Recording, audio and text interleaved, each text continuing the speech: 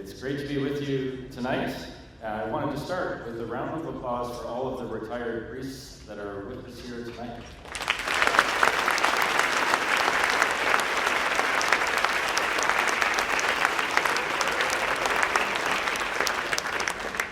My name is James, and it's my honor tonight to ask for your help. And since everyone was sharing, my passion is waking up Clay from his naps. Sorry about the foot play. Great to see another packed house and another opportunity for us to join together and to celebrate as church. And of course, as the Archbishop and Murray and others have mentioned, we are also here to show our gratitude and our support for a particular group of people for whom we care very deeply, our retired priests. Please raise your hand if you have ever, even as a child, considered being a priest or a sister. It's funny to see some priests raising their hands. And we kind of knew we knew that one, fathers. When I was young, I was certain that I would be a priest. And my mother was so excited about this. So excited, in fact, that I actually felt bad when I brought home my future wife to meet my mom. And I will never forget when Lucia looked at my mother and said nervously, my wife doesn't like when I imitate her, so I'm going to be careful with this. But she said, Mrs. Burkowski, isn't it funny that all those years you wanted James to be a priest and now he's getting married?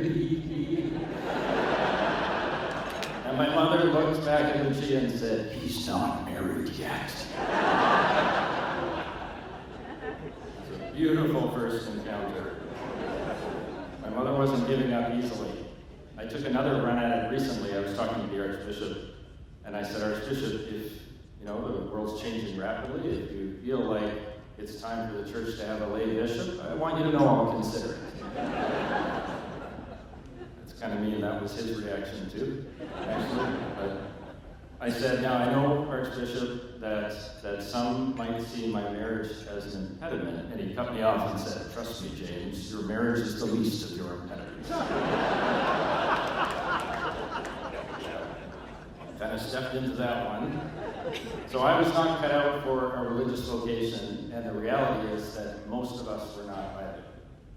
When I think about the sacrifice that these men have made for us and continue to make for us, it's not hard to see just how challenging that life and that vocation is. Very few of us are called to sacrifice things like marriage and children and the careers that we've been blessed with. Most of us are not called to work 6 days a week and be on call 24/7.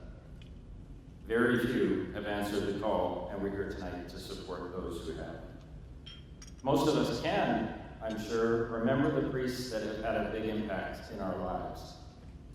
For me, as a child, is anyone here from IC Delta? We have 7 of us here. Delta's a strange place. Our slogan growing up was, we're not Surrey. It's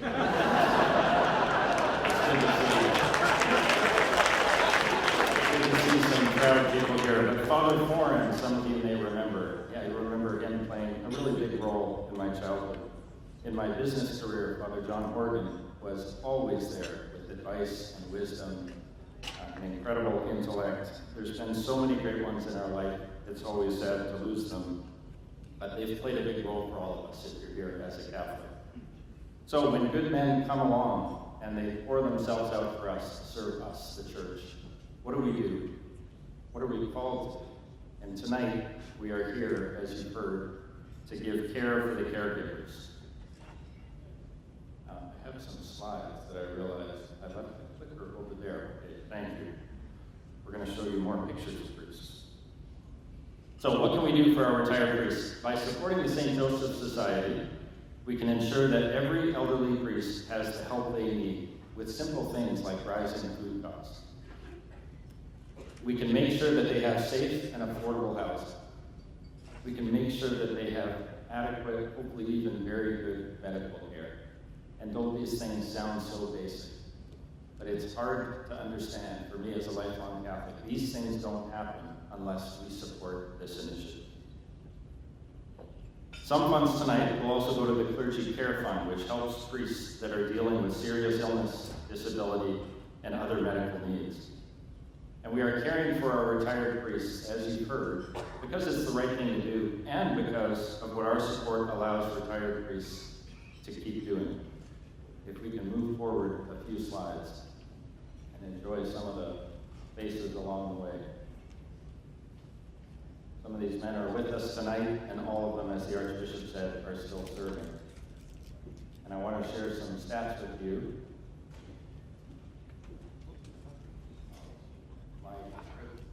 Oh, I see. I can actually move the slide. Here's our slide. Thank you, Mike. So here's a slide with some stats on baptisms, masses, confessions heard. It's now. I'm going to hear this from the Archbishop tomorrow. If we can go back to that stat slide, that would be awesome. It has the stats: baptisms 32, masses celebrated 526. Confessions heard, 1,280.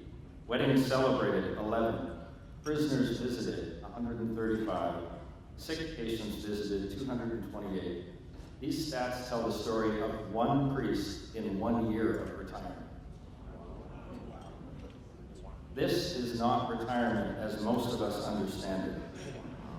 Tonight we get to care for these men, and in turn, what will they do? They will continue to pour themselves out later in their lives and later in their vocations. It's a beautiful sacrificial thought. So we have all heard the question, what do you get for the person who has everything? Tonight, our question is, what do you give to the person who gives everything? And it's an honor to ask for your help with this.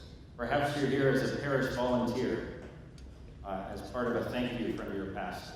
And we know that a financial gift might not be possible, but we ask that you commit to praying for our priests, especially our retired ones this year. The Archbishop thanks you for everything you do for your parish and for our church. Perhaps you are someone who bought a ticket as a sign of solidarity with the Archbishop. You might be on a fixed income or working hard in this city just to make ends meet. We thank you for your partnership in this dinner, and we appreciate that you give what you can when you can. We can assure you that no gift is too small, and we thank you for being here.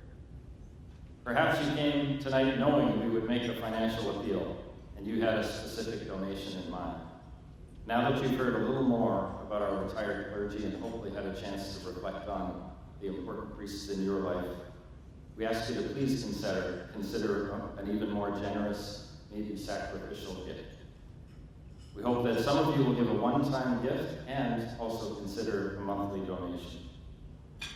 And lastly, as Murray and Patty referenced, given the number of us here tonight, over 830 people strong, I am confident that God has given some of you the opportunity to make a significant gift. Maybe even enough to care for one priest's entire retirement. And I learned earlier that the largest gift ever received at an Archbishop's dinner was $133,000. And a few of you here can do that and more. We ask you to please consider it. More of you can make an incredible $50,000 donation. And these are life-changing amounts.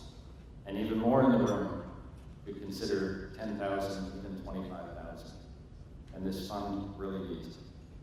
If you have been blessed financially in that way, please consider being extra generous tonight. Your priests, young and old, the Archbishop, and others are very thankful for your generosity. There are pledge cards and envelopes at your table. I invite you now to take those out, along with your wallet, checkbook, bars of gold. Young people, take your phones out and pay for things with it. We will give you a few minutes to discern and to complete your pledge forms, and then Patty and Murray will come back with a couple of additional announcements and prayer to wrap up the evening. Thank you again for being here and for all of your support, especially your support for Archbishop Michael and for the Church in our Archdiocese, and tonight especially for your support of our priests. Thank you very much.